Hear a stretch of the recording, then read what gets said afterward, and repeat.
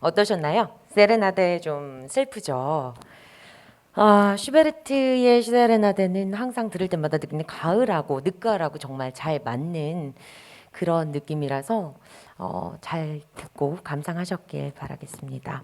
음, 자, 이쯤에서 다음 그림 또 베레포크에 빼놓을 수 없는 또 음악가입니다. 음, 이 사람은 에릭 사티인데요. 이 에릭 사티는 또 프랑스의 아주 유명한 음악가입니다. 그 당시에는 비주류 음악을 했습니다. 그래서 음, 광고 음악에 요즘에 특히 그 시몬스 말해도 되나요? 네, 그런 광고 음악에 지금 많이 나오고 있는 음악인데요. 조금 너무 앞을 빨리 보고 가셨던 것 같아요. 침대 광고에 지금 나오고 있는데 나중에 꼭 들으시면 나 저거 들었었는데 에릭 사티 기억해 주세요. 영화 OST로도 많이 접해 보셨을 거고요. 가난하고 외로웠던 그런 음악가였습니다. 단 한 번의 연애를 끝에 이제 독신으로 살다가 단 한 벌 신사였어요. 365일 그레이 양복, 그러니까 회색 양복만 입고 다녔었거든요. 단벌 음악가라는 별명이 있었던 음악가였습니다. 그의 처음이자 마지막으로 사랑했던 바로 그 여자가 아까 전에 또 말씀드렸던 수잔이거든요. 그래서 제가 연결고리를 좀 만들어 봤는데요. 스토리가 있어야 하니까요. 근데 이 수잔이란 여자가 정말 그 시대에 어마어마한 뮤즈였던 것 같습니다. 음, 르누아르의 여인이었고 로트에게도 또 너무나 격렬히 사랑한 여인이었는데 또 이제 에릭 사티가 반해버려서 이 여자를 단 한 명만 평생 사랑하다가 결국은 이루어지지 않고 서로 헤어지게 되는데요. 어, 이 에릭 사티가 살았던 옹플레르라는 곳입니다. 프랑스 남부 지역이고요. 굉장히 로맨틱한 곳이에요. 노르망디가 있고 그 이 노르망디 지역에 아주 유명한 조그마한 작은 마을인데요. 수잔 발라동을 그린 이 그림들을 한번 보세요. 모딜리아니가 그린 수잔 발라동, 르누아르의 수잔 발라동, 드가의 수잔 발라동, 그리고 더 있습니다. 사실은. 그런데 이렇게 세 개만 봐도 각각 시선에서 본 수잔의 모습들은 다 너무나 다르지 않습니까? 음, 에릭 사티, 수잔이 연애할 때 그려준 에릭 사티입니다. 굉장히 고집세 보이고 좀 그래 보이긴 하지만 사람이 정말 좋았을 것 같아요. 한 여자만 사랑했고 결국 그 여자는 떠났고, 예. 그때 에릭 사티가 너무 수잔이 보고 싶어서요. 도대체 뭐 수잔은 이미 떠나버렸고 돌아오지 않고 아쉬움도 없었을 거고요. 에릭 사티가 그 여자를 위해서 만든 곡입니다.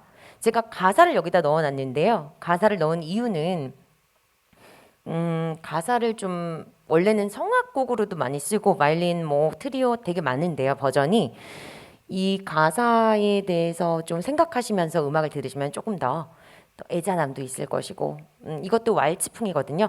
한번 들어보셨으면 좋겠습니다. 그리고 그 다음 곡이 바로 김효근의 첫사랑 성악곡을 저희가 준비했는데요. 김효근의 첫사랑도 순수 우리나라 가곡이에요. 우리나라 가곡의 첫사랑 곡인데 이 감성이 굉장히 움직여지는 그런 곡이거든요. 그래서 한번 들어보시면서 즐기셨으면 좋겠습니다. 에릭 사티 즈뚜부 들어보시겠습니다.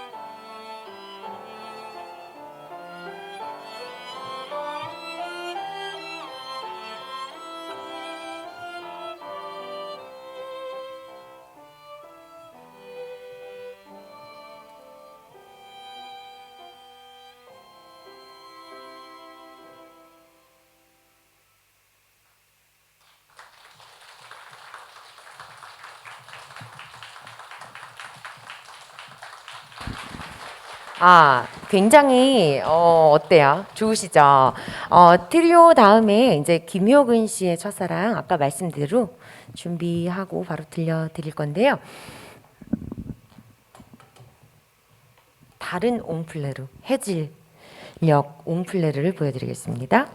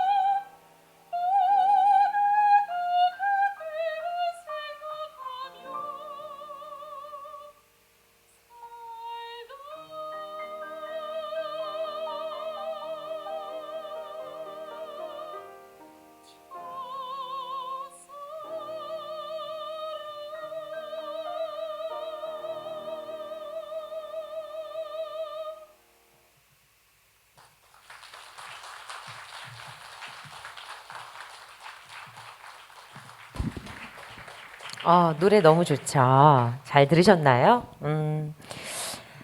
자, 감성에 푹 젖으셨을 텐데요. 그 다음 우리 베레포크의 또 대표적인 빼놓을 수 없는 아주 감성하면 빼놓을 수 없는 또 화가 빈센트 반 고흐입니다.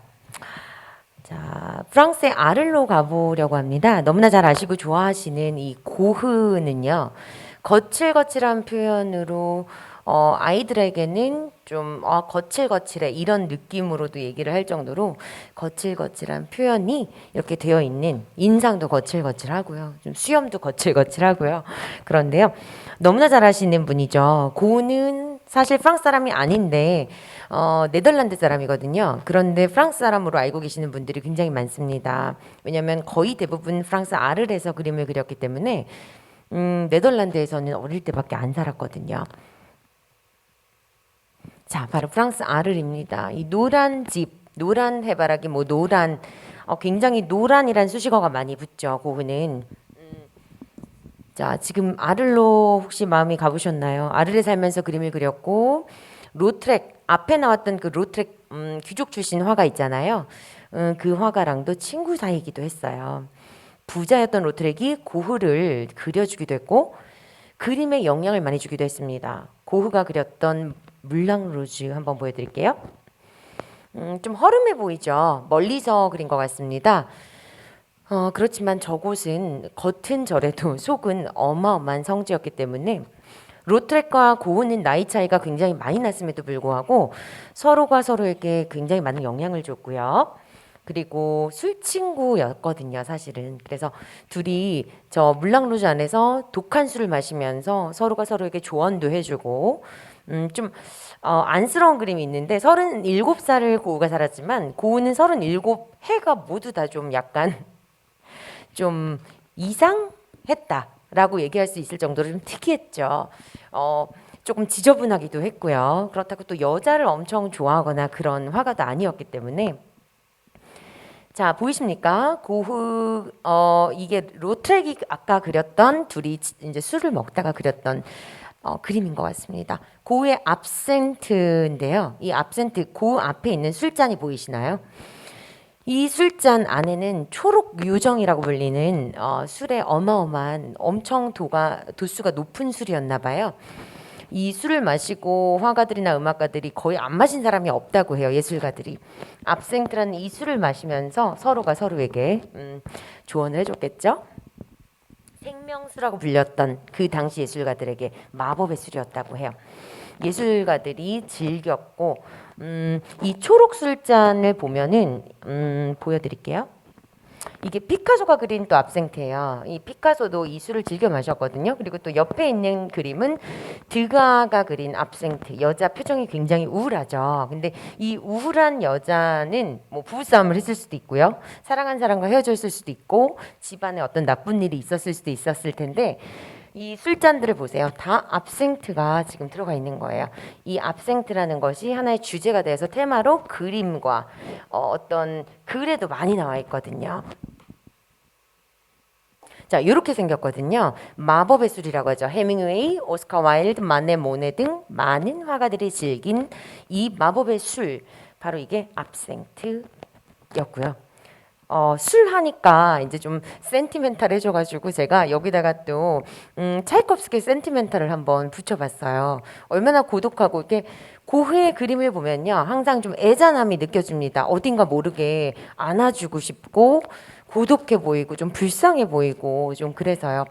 그래서 우리도 고독할 때 술 한 잔씩 마시기도 하잖아요. 기분 좋을 때도 먹긴 하지만. 그래서 센티멘탈 왈츠를 한번 들려보려고 합니다. 자, 한번 감상해 보세요.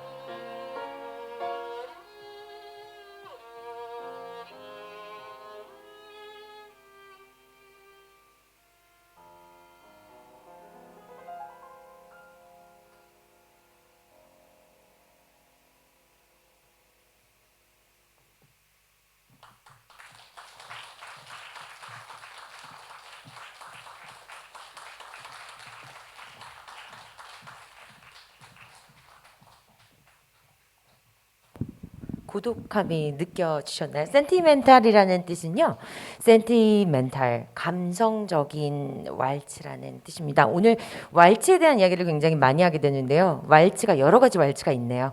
센티멘탈 왈츠, 그리고 아까 전에 들었던 곡들도 다 좀 즐거운 왈츠였는데 지금 세레나데 같은 약간 어두운 느낌의 왈츠를 좀 들어보셨어요. 술잔하고 굉장히 잘 어울리지 않으세요? 그 다음 그림 제가 또 소개시켜 드리려고 하는데요. 노란 집입니다. 이 그림도 많이들 보셨을 거예요. 노란 집, 그리고 노란 해바라기. 고은은 노란색을 굉장히 좋아했다는 말들을 많이 하는데요. 사실은 노란색을 좋아했다기보다는 아까 마셨던 그 압생트의 중독으로 황시증이 좀 있었습니다. 그래서 이 황시증이라는 게 눈이 다 착시 현상으로 노랗게 보이는 거예요. 너무 중독이 심했던 거죠. 그러다 보니 우울증도 오고 건강도 굉장히 악화가 됐겠죠.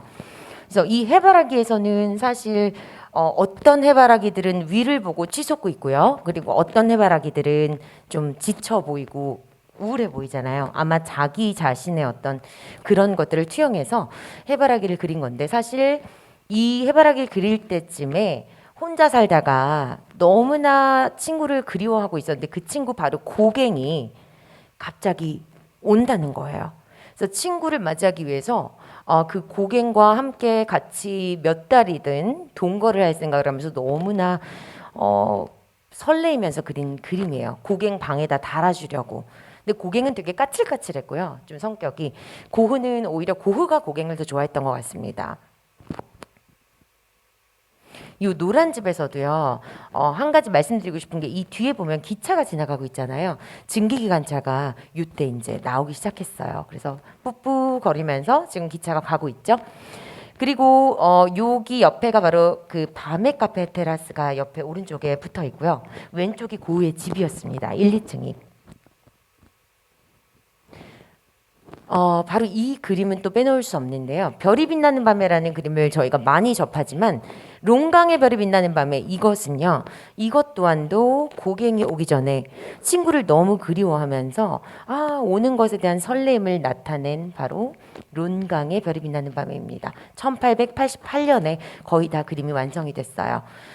노란색을 좋아했다는 이유만으로도, 별이 굉장히 많다는 이유만으로도 고흐는 우리에게 굉장히 의미가 있는 것 같습니다. 옆에 밑에 보면 연인들이 지금 산책을 하고 있는 것 같은데요. 아마 고흐가 고갱이 오면 나도 저렇게 산책을 해야지 하는 어떤 설렘과 희망을 나타낸 메시지였던 것 같습니다. 자, 별이 빛나는 밤에 이 그림을 보시면 위에는 굉장히 환하고요. 밑에는 평화로워 보일 정도로 어둡고 평온합니다. 이 그림은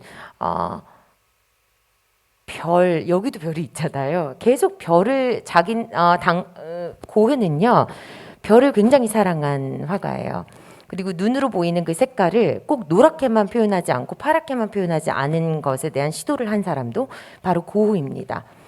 앞에 보이시는 그 그림자 같이 커다란 게 보이시나요? 저것이 바로 산이라고 생각하시는 분들도 있고 그림자라고 생각하시는 분들도 있는데요. 저 까만색 그 왼쪽에 있는 것은 나무거든요. 사이프러스 나무예요. 고흐가 또 별만큼 좋아했던 것 중에 사이프러스 나무를 굉장히 사랑했어요. 위로 치솟아서 프랑스 남부 지역에 가면요. 이게 그냥 전경이죠. 사실 거리를 그냥 걸어 다녀도 이런 전경들이 굉장히 많은데요. 이 사이프러스 나무가 위로 치솟은 것에 대한 어떤 희망과 어떤 그 무언가 삶에 대한 열정 이런 것들을 좋아했기 때문인지 사이프러스 나무를 굉장히 좋아했다고 합니다. 근데 아이러니하게도 사이프러스 나무는 또 유럽에서는 관을 짤 때 많이들 쓰거든요. 그래서 어떤 예술가의 번뇌가 좀 느껴지는 그런 작품들이 어떤 해석을 할 때 보면 참 신기할 때가 많습니다. 요것도 밤의 카페 테라스죠. 여기 가보신 분들도 많이 있으실 텐데요.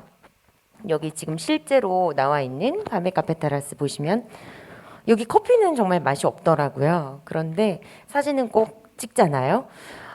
이곳에 고흐가 본 밤의 카페 테라스도 사실 진짜 있었던 노란색보다는 훨씬 더 진하게 그려졌고요.